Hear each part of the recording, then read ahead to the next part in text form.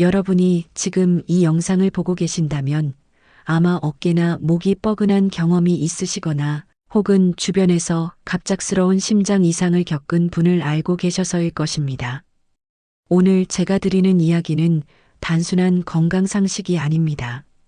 놓쳐서는 절대 안 되는 우리 몸이 보내는 신호를 제대로 읽는 방법에 관한 이야기입니다.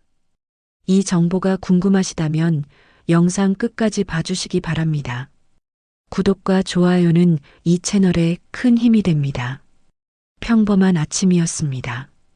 잠에서 깬 한 분이 왼쪽 어깨가 뭔가 무겁고 불편하다는 걸 느꼈습니다. 어제 무거운 짐을 들었나 아니면 자세가 나빴나 싶어 어깨를 크게 돌려봤습니다. 그런데 이상하게도 움직일수록 풀리지 않았고 왼팔 안쪽까지 묵직한 느낌이 전해졌습니다. 그분은 파스를 붙이고 아침 식사를 마쳤습니다. 그게 전부였습니다. 그날 오후 그분은 응급실에 실려갔습니다. 이 이야기가 낯설지 않으시다면 오늘 이 영상은 여러분을 위한 것입니다. 심근경색은 우리가 흔히 생각하는 것처럼 갑자기 가슴을 부여잡고 쓰러지는 형태로만 오지 않습니다. 오히려 전혀 엉뚱한 곳에서 전혀 다른 모습으로 다가옵니다. 그리고 그렇기 때문에 더 위험합니다. 우리가 그것을 알아채지 못하기 때문입니다. 심근경색을 이해하려면 먼저 심장이 어떻게 일을 하는지를 알아야 합니다. 심장은 우리 몸 전체에 혈액을 보내는 펌프입니다. 그런데 그 펌프 자체도 일을 하려면 에너지가 필요하고 에너지를 공급하는 것은 바로 심장을 감싸고 있는 관상동맥이라는 혈관입니다. 이 관상동맥이 막히거나 좁아지면 심장 근육이 산소와 영양분을 제때 공급받지 못하게 됩니다. 그러면 심장 근육의 일부가 괴사, 즉 죽기 시작합니다. 이것이 바로 심근경색입니다. 심장 근육은 한번 죽으면 다시 살아나지 않습니다. 그렇기 때문에 시간이 모든 것을 결정합니다. 의학에서는 이를 골든 타임이라고 부르는데 증상이 발생한 후 최대한 빠른 시간 안에 병원에 도착해야 심장 근육의 손상을 최소화할 수 있습니다. 질병관리청은 발병 후 빠르게 병원에 도착해 치료를 받을수록 심근 회복 가능성이 높아진다고 강조하고 있습니다. 그런데 문제는 이 시간을 놓치는 가장 흔한 이유가 바로 증상을 심근경색이 아닌 다른 것으로 착각하기 때문이라는 점입니다. 목 결림, 어깨 결림, 소화불량, 단순 피로감, 심지어 치통으로 오해하는 경우도 적지 않습니다. 심근경색은 정말 다양한 얼굴을 가지고 있습니다. 심근경색이 가장 먼저 목 어깨팔로 신호를 보내는 이유는 신경의 연결 구조 때문입니다. 심장에서 보내는 통증 신호가 척수를 통해 전달되는 과정에서 목, 어깨, 왼팔, 턱 등 쪽으로 퍼져나가게 됩니다. 이것을 의학에서는 방사통이라고 부릅니다. 통증이 실제 문제가 있는 곳이 아닌 다른 부위에서 느껴지는 현상입니다. 심장에서 시작된 신호가 어깨에서 느껴지기 때문에 우리는 자연스럽게 어깨 문제겠지라고 생각하게 되는 것입니다. 지금부터 말씀드리는 5가지 신호는 단독으로도 주의가 필요하지만 2가지 이상이 함께 나타날 때는 반드시 즉시 병원을 찾아야 합니다. 첫 번째 신호는 가만히 있어도 사라지지 않는 왼쪽 어깨팔의 묵직함입니다.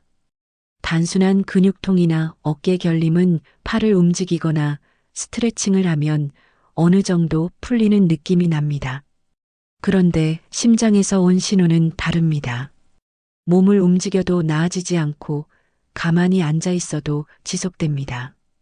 특히 왼쪽 어깨와 왼팔 안쪽 부위가 쥐어짜는 듯 하거나 둔하게 무거운 느낌이 지속된다면 단순 근육통과는 다르게 바라봐야 합니다. 이것이 가장 흔히 착각하는 신호이며 동시에 가장 먼저 나타나는 신호이기도 합니다. 두 번째 신호는 이유 없이 나는 식은땀과 창백해지는 얼굴입니다. 날씨가 덥지도 않고 특별히 힘든 일을 하지 않았는데 갑자기 등줄기가 서늘해지면서 땀이 흐른다면 이것은 몸이 위급 상태임을 알리는 신호일 수 있습니다. 심장이 제 역할을 하지 못하면 우리 몸은 자율신경계를 통해 긴급 대응 모드에 들어가고 이 과정에서 식은땀과 함께 얼굴이 창백해지고 손발이 차가워지는 증상이 나타날 수 있습니다. 단순 피로나 더위로 인한 땀과는 분명히 다른 느낌입니다. 세 번째 신호는 명치 부근의 답답함이나 소화가 안 되는 느낌입니다.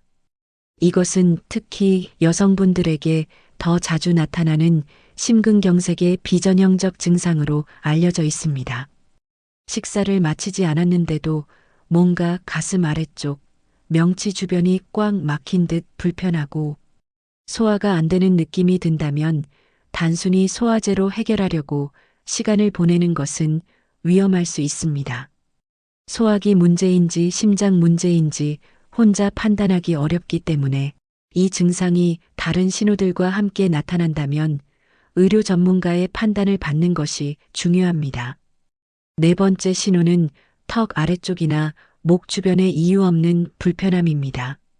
치과 문제도 없고 감기 기운도 없는데 턱 아래가 묵직하거나 목 주변이 조이는 듯한 느낌이 드는 경우가 있습니다. 이 증상 역시 심장에서 출발한 방사통이 목과 턱 부위로 전달되는 경우에 해당합니다. 많은 분들이 치과를 먼저 방문하거나 목 근육 문제로 생각하고 넘기는 경우가 있어 각별한 주의가 필요합니다. 다섯 번째 신호는 갑작스러운 극도의 피로감과 호흡의 불편함입니다. 아무것도 하지 않았는데 극도로 기운이 없고 숨이 약간 차는 느낌이 함께 온다면 이것은 몸 전체에 혈액 공급이 원활하지 않다는 신호일 수 있습니다. 특히 이 증상은 심근경색 수일 전부터 서서히 나타나는 경우도 있어서 요즘 왜 이렇게 피곤하지? 하고 넘기다가 골든 타임을 놓치는 경우가 발생하기도 합니다. 심근경색은 누구에게나 올 수 있지만 특히 더 세심하게 주의를 기울여야 하는 분들이 있습니다. 먼저 고혈압이 있으신 분들입니다. 혈압이 높으면 혈관벽이 지속적인 압력을 받아 손상되기 쉽고 손상된 혈관벽에는 동맥경화 플라크가 더 쉽게 쌓입니다. 당뇨가 있으신 분들도 주의가 필요합니다. 혈당이 높은 상태가 지속되면 혈관이 손상되고 혈액이 끈적해져 혈전이 생기기 쉬운 환경이 만들어집니다. 흡연을 하시는 분들의 경우 담배 연기 속 물질들이 혈관 내벽에 직접 손상을 줄 수 있어 심혈관 질환의 주요 위험 요인 중 하나로 꼽힙니다. 복부 비만이 있으신 분들도 마찬가지입니다. 내장 지방이 많으면 염증 물질이 많이 만들어지고 이것이 혈관 건강에 영향을 줄 수 있습니다. 그리고 특별히 강조하고 싶은 것이 있습니다. 여성분들의 경우 특히 갱년기 이후에는 여성 호르몬이 감소하면서 심혈관을 보호하는 기능이 약해집니다. 그런데 여성의 심근경색 증상은 남성과 달리 전형적인 가슴 통증이 없는 경우가 많아 소화불량이나 피로감으로만 느끼다가 뒤늦게 병원을 찾는 경우가 종종 있습니다. 전문가들도 이 점을 특히 강조합니다. 여성은 심근경색에서 더 안전한 것이 아니라 오히려 증상을 알아채기 더 어렵기 때문에 더욱 세심한 주의가 필요합니다. 심근경색을 포함한 심혈관 질환의 예방에서 식습관이 차지하는 역할은 매우 중요합니다. 단, 여기서 명확히 말씀드릴 것이 있습니다. 어떤 음식 하나가 심근경색을 예방해 준다거나 치료해 준다는 것은 사실이 아닙니다. 중요한 것은 전체적인 식습관의 방향이며 의료 전문가와 상담하여 본인의 상태에 맞는 식단을 구성하는 것이 먼저입니다. 그 전제 위에서 연구들이 지속적으로 심장 건강에 유익한 것으로 보고하고 있는 식품군들을 소개해 드리겠습니다. 등 푸른 생선은 오메가-3 지방산이 풍부한 대표 식품입니다. 연어, 고등어, 꽁치, 삼치와 같은 생선에 포함된 오메가-3는 중성지방 수치를 낮추고 혈관 염증을 줄이는 데 도움을 줄 수 있으며 삼성서울병원 자료에 따르면 심장 근육의 안정화와 부정맥 예방에도 도움이 된다고 알려져 있습니다. 한국인의 식단에서 생선은 비교적 접근하기 쉬운 식품이므로 꾸준히 섭취하는 것이 현실적으로 유리합니다. 귀리를 포함한 통곡물도 중요합니다. 귀리의 풍부한 베타글루칸이라는 수용성 식이섬유는 콜레스테롤 흡수를 억제하는 데 도움을 줄 수 있습니다. 유럽 영양학 저널에 게재된 연구에서도 귀리가 심혈관 질환의 다양한 위험, 지표를 개선하는 데 유익한 것으로 나타났습니다. 흰 쌀밥 위주의 식사를 하시는 분들이라면 일부를 현미나 귀리로 대체해 보는 것도 좋은 방법입니다. 베리류 과일은 항산화 성분이 풍부합니다. 블루베리, 딸기, 라즈베리 등의 베리류에는 안토시아닌과 플라보노이드가 풍부하게 들어있는데 이 성분들은 혈관 내 산화 스트레스를 줄이고 혈관 기능을 지원하는 데 도움이 된다고 보고됩니다. 국제학술지 서큘레이션에 게재된 연구에서도 베리를 규칙적으로 섭취한 그룹에서 심근경색 발생률이 낮았다는 결과가 있습니다. 견과류, 특히 호두와 아몬드도 심장 건강에 자주 언급되는 식품입니다. 호두에는 알파 리놀렌산이라는 성분이 포함되어 있어 항염증 작용에 도움이 된다고 알려져 있습니다. 다만 견과류는 칼로리가 높기 때문에 소량을 규칙적으로 섭취하는 것이 중요합니다. 토마토는 라이코펜이라는 항산화 물질이 풍부합니다. 라이코펜은 콜레스테롤 산화를 억제하고 혈압 조절에 도움이 될 수 있다고 알려져 있으며 익혀서 먹을 때 라이코펜의 체내 흡수율이 더 높아집니다. 토마토를 익혀 만든 국물 요리나 조림은 한국 식문화에서도 어렵지 않게 활용할 수 있습니다. 반면에 심장 건강을 위해 줄이면 좋은 것들도 있습니다. 과도한 나트륨 섭취는 혈압을 높이는 요인 중 하나입니다. 국, 찌개, 젓갈, 장류 등 짠 음식이 주를 이루는 식사를 하고 있다면 점진적으로 간을 줄여나가는 것이 도움이 됩니다. 또한 포화지방과 트랜스지방이 많은 가공식품, 튀김류, 가공육도 혈관 건강에 부담을 줄 수 있는 식품군입니다. 금연과 절주 역시 식습관 못지않게 중요한 생활습관 관리의 핵심입니다. 운동은 심혈관 건강을 지키는 데 있어서 가장 강력하고 지속 가능한 방법 중 하나입니다. 하지만 이미 심혈관 질환이 있거나 의심되는 분들 또는 평소 운동을 전혀 하지 않으신 분들은 운동을 시작하기 전에 반드시 의료 전문가와 상담하시기 바랍니다. 운동의 종류와 강도는 개인의 건강 상태에 따라 달라야 하기 때문입니다. 운동 생리학과 재활 분야의 전문가들이 공통적으로 권고하는 기본 원칙은 꾸준함이 강도보다 중요하다는 것입니다. 격렬한 운동을 잠깐 하는 것보다 적당한 강도로 규칙적으로 유지하는 것이 심혈관 건강에 훨씬 더 이롭다는 연구 결과들이 지속적으로 나오고 있습니다. 걷기 운동은 시니어분들에게 가장 접근하기 쉬운 심혈관 강화 운동입니다. 빠른 걸음으로 걷는 것, 즉 약간 숨이 차는 정도의 빠르기를 유지하면서 걷는 것이 단순 산책보다 더 효과적입니다. 하루 중 기온이 낮은 이른 새벽보다는 해가 뜬 오전, 이후 시간대에 하는 것이 심혈관 부담을 줄이는 데 유리합니다. 특히 일교차가 큰 봄이나 가을, 그리고 기온이 낮은 겨울철에는 더욱 주의가 필요합니다. 차가운 공기는 혈관을 수축시키기 때문에 혈압이 올라갈 수 있고 이것이 심혈관에 부담을 줄 수 있습니다. 수영이나 수중 걷기는 관절의 부담을 최소화하면서 심혈관 기능을 효과적으로 강화할 수 있는 운동입니다.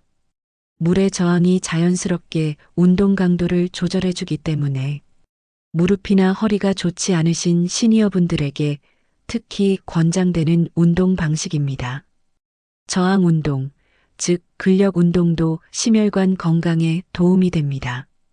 근육량이 줄어들면 인슐린 저항성이 높아지고 대사 기능이 떨어져 심혈관 질환의 위험이 높아질 수 있습니다. 탄성 밴드를 이용한 가벼운 저항 운동, 본인의 체중을 이용한 스쿼트나 벽, 푸시업 등은 특별한 장비 없이도 집에서 할 수 있는 근력 강화 방법입니다. 단, 과도한 무게를 이용한 고강도 근력 운동은 혈압을 급격히 올릴 수 있으므로 주의가 필요합니다. 스트레칭과 유연성 운동도 간과하지 말아야 합니다. 몸의 유연성이 좋아지면 혈액순환이 원활해지고 운동 중 부상의 위험도 줄어듭니다. 특히 운동 전후 충분한 스트레칭은 심장에 갑작스러운 부담이 가는 것을 방지합니다. 한 재활운동 전문가는 이렇게 말합니다. 운동을 통해 심장을 강하게 만드는 것이 목표이지 운동으로 심장에 무리를 주어서는 안 됩니다. 강도보다 지속성, 무리보다 일관성이 중요합니다. 그리고 운동 중 가슴이 불편하거나 숨이 지나치게 차다면 반드시 멈추고 의료진과 상담해야 합니다. 이 말이 모든 것을 정리해 줍니다. 음식과 운동 외에도 심혈관 건강을 지키기 위해 일상에서 실천할 수 있는 습관들이 있습니다. 혈압별 당 콜레스테롤 수치 정기 확인이 가장 중요합니다. 이 세 가지 수치는 심혈관 질환의 가장 직접적인 위험 지표입니다. 고혈압, 당뇨, 고지혈증은 증상이 없어도 조용히 혈관을 손상시키는 조용한 위협입니다. 건강검진을 정기적으로 받고 이상이 있다면 의료 전문가의 안내에 따라 관리하는 것이 무엇보다 중요합니다. 스트레스 관리도 심장 건강과 직결되어 있습니다. 만성적인 스트레스는 혈압을 높이고 혈관의 염증 반응을 촉진할 수 있습니다. 좋아하는 음악을 듣거나 가벼운 산책을 하거나 가족이나 가까운 지인과 대화를 나누는 것도 스트레스를 다스리는 좋은 방법입니다. 수면의 질도 빼놓을 수 없습니다. 수면 중에 우리 몸은 혈압이 자연스럽게 낮아지고 심장이 충분히 쉬게 됩니다. 수면이 부족하거나 수면의 질이 나쁘면 이 회복 과정이 방해받고 심혈관계에 지속적인 부담이 생길 수 있습니다. 코골이나 수면 무호흡이 심한 경우에는 전문가 상담을 통해 확인해 보는 것이 좋습니다. 실내 온도 관리도 생각보다 중요합니다. 갑작스러운 냉온의 변화는 혈관을 자극합니다. 특히 욕실이나 화장실의 온도와 거실 온도 차이가 크면 혈압이 급격히 변할 수 있는데 이것이 심혈관에 부담을 줄 수 있습니다. 겨울철 목욕 전 욕실을 미리 따뜻하게 해두는 것, 외출 전 충분히 몸을 따뜻하게 하는 것이 도움이 됩니다. 앞서 말씀드린 신호들 중 2가지 이상이 동시에 나타난다면 특히 가슴의 불편함과 왼팔이나 어깨의 묵직함, 식은땀이 함께 온다면 지체 없이 119에 연락하거나 가장 가까운 응급실로 이동해야 합니다. 이때 중요한 것이 있습니다. 직접 운전해서 병원에 가려고 하지 않는 것이 좋습니다. 증상이 심해지면 갑작스럽게 의식이 흐려질 수 있기 때문에 119를 부르거나 가족이나 이웃에게 도움을 요청하는 것이 훨씬 안전합니다. 많은 분들이 이 정도로 119를 부르면 민폐가 되지 않을까라고 생각하시는데 전혀 그렇지 않습니다. 심장이 보내는 신호 앞에서는 과감하게 망설임 없이 행동하는 것이 생명을 지키는 일입니다. 주변에 아스피린이 있고 본인이 아스피린 알레르기가 없다는 것을 알고 있는 경우 119에 연락한 후 씹어서 복용하는 것이 도움이 될 수 있다는 의견도 있지만 이는 반드시 의료 전문가의 판단을 따르거나 119 상담원의 안내를 받은 후 결정해야 합니다. 혼자 판단하기보다 전문가의 안내를 받는 것이 최선입니다. 또한 심폐소생술 CPR의 기본을 익혀두는 것도 가족의 생명을 지키는데 실질적인 도움이 됩니다. 대한적십자사나 소방서, 지역보건소 등에서 심폐소생술 교육을 무료로 받을 수 있는 기회가 자주 제공됩니다. 내 가족, 내 이웃에게 이 기술이 필요한 순간이 언제 올지 아무도 모릅니다. 오늘 제가 드린 이야기를 한 문장으로 요약하면 이것입니다. 심장은 가슴이 아닌 어깨와 목으로 먼저 신호를 보낸다. 근육통이나 어깨 결림, 소화불량, 극도의 피로감이 평소와 다르게 느껴진다면, 특히 왼쪽에 집중된 묵직함과 식은땀이 함께 온다면 그것이 심장이 보내는 경고일 수 있습니다. 우리가 이 신호를 알고 있는 것과 모르는 것의 차이는 어떤 상황에서는 생사를 가를 수 있습니다. 오늘 이 영상에서 드린 정보가 여러분과 여러분의 소중한 가족에게 실질적인 도움이 되기를 진심으로 바랍니다. 단 다시 한번 강조드립니다. 오늘 나눈 정보는 의료적 진단이나 처방을 대신하지 않습니다. 몸에 이상 신호가 느껴진다면 반드시 의료 전문가와 직접 상담하는 것이 우선입니다. 개인마다 건강 상태가 다르고 증상의 원인도 다를 수 있습니다. 이 영상은 더 빨리, 더 정확하게 병원을 찾는데 도움이 되는 정보를 드리기 위한 것입니다. 오늘 영상이 도움이 되셨다면 구독과 좋아요를 눌러주세요. 감사합니다.